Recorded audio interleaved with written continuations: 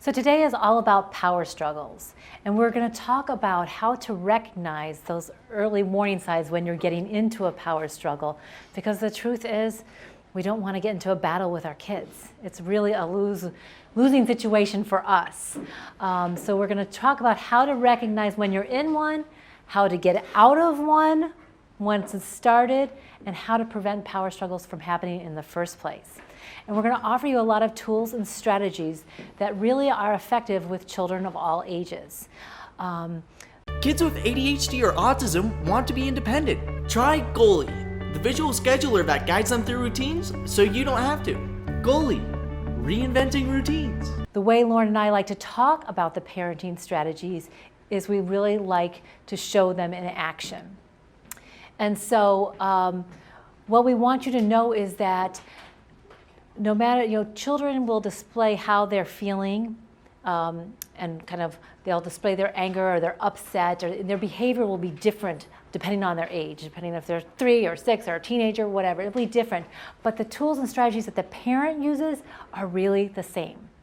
So all of the tools and strategies that you see now are the ones Lauren and I have been using with our children since they were 2, 3, and 4. We still use them today with our teenagers. So when we do these demonstrations, imagine using the tools with your children at their ages. And just know too that it's really never too early or too late to start using these parenting strategies and really create a home where there's much more connection and much more cooperation instead of battles in the home. So we're going to start kind of with a typical parenting situation. In this case, I'm trying to get my daughter, who is Lauren, and she's probably about age 5, and I'm trying to get her to do something.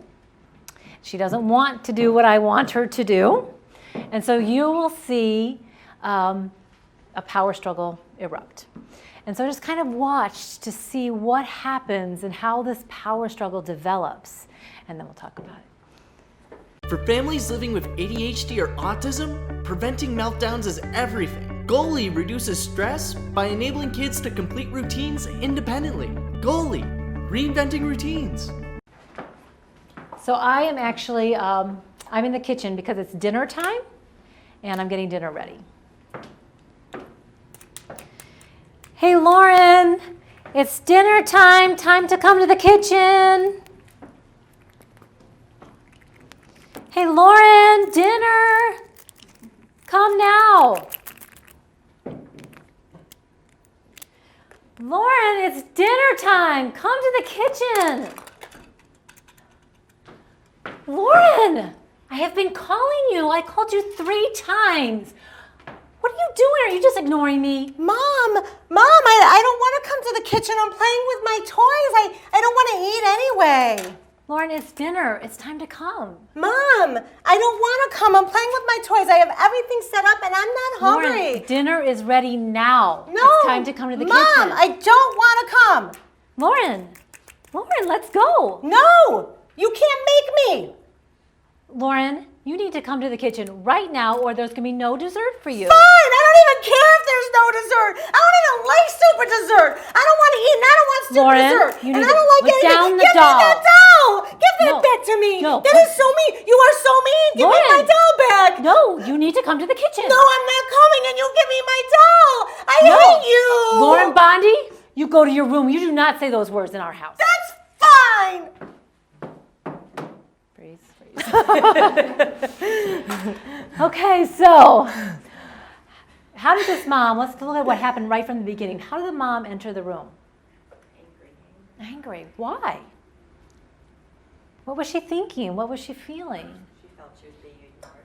Yeah, she felt she was being ignored. Probably not the first time. My child's ignoring me. She's not listening. She's disobeying. So she kind of entered with those assumptions and she entered angry. And because she was angry, what kind of things was she doing? How did she try to get Lauren to come to the kitchen? Yelling. Bossing, yeah, demanding. Threatening, yeah. No dessert. Yeah. And were those working? No. In fact, we see, Lauren getting more angry and she's getting more upset. And now I'm reacting, now she's reacting, and everything's escalating. So that's not really effective at all. And when we really sit back and we look at this, was Lauren angry? Was Lauren ready to get in a fight with me? No, she was playing. So really, who created this fight? Who created this battle? Mom. Right. So we're going to do this again and see if we can do this in a different way. So I'm in the kitchen.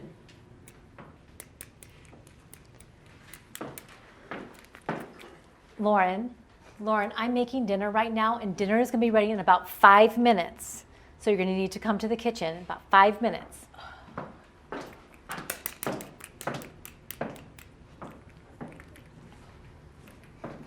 Kids with ADHD or autism want to be independent. Try Goalie, the visual scheduler that guides them through routines so you don't have to. Goalie, reinventing routines. Lauren, you know what? Dinner's ready. It's time to come to the kitchen. Oh, Mom, I'm not hungry. I don't want to come to the kitchen. I just want to keep playing. I've got all my toys set up, Mom. Lauren, I can see you're having a lot of fun. I am. But it's time to come to the kitchen. Mom, no, I don't want to come to the kitchen. Mom, I'm not hungry. Can I just keep playing? Lauren, I know you're having fun, and I know it's hard to stop when you're having fun, but it is dinner time, and we need to go. Mom, oh, I don't want to go. You know what? Do you want to come with me right now? You can take my hand, or do you want to come on your own in a few minutes? Fine, I'll take your hand. I don't want to take your hand. Mom, you make me eat dinner every single night. Okay, We'll pause that. Okay, so what did you see this time? What made this more effective? Touched her. Touch, absolutely. Our touch, and then to touch her, I had to be close to her. I had to be in the same room versus the first situation. So, but any kind of touch, really, our children feel our connection. They feel us. They want our connection more than they want anything else. And so just that gentle touch kind of tunes her into me, and she's much more likely to be cooperative. What else did you notice? Calm tone. Calm is really key. When we are calm, we can really kind of set the tone for the whole interaction. We're less likely to escalate because we've already been calm. What helped me get calm? Coming into the room, maybe. Absolutely. Absolutely. Coming into the room is perfect. Because when I came into the room, I saw, oh, there she is. She's got all her toys. She's playing. She's having a good time. She's not going to want to stop. So I can really, from seeing her, I know she's not being defiant, And so that really helps me when we take the time. Sometimes we try to parent from the other room.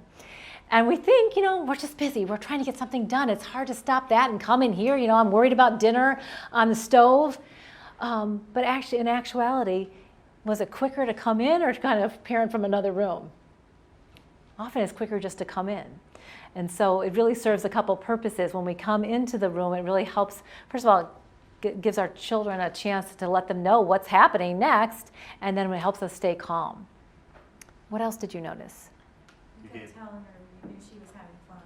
Yes, I knew she was having fun. So I was really validating her feelings. She was having fun, absolutely. And you gave a warning. Gave them that warning. Warnings are respectful. Can you imagine if you were just doing an activity and I said, okay, you got to stop it right now. Put down the phone, you'll get off your computer, you got to go right now. We would be just as resistant as she is. So, that warning is very helpful. With some children, especially with their temperament, it's hard for them to transition. They need to disconnect from one activity and change. So that warning lets them know the end is near. What else did you notice? You took some deep breaths and you lowered yourself, you gave her eye contact. Yes, absolutely. Yeah. Those deep breaths, we have to take those deep breaths, and we have got to get calm. Giving that eye contact, taking that time with her to really not get in the battle, but to come in. And she started saying things like, she tried to get me in the battle. She didn't want to come. She wasn't hungry. all those things. And did I even kind of address the hunger? Might just pause kind of. Yeah. Sometimes our kids aren't hungry. That could be the truth, or that could just be what she's saying at this moment.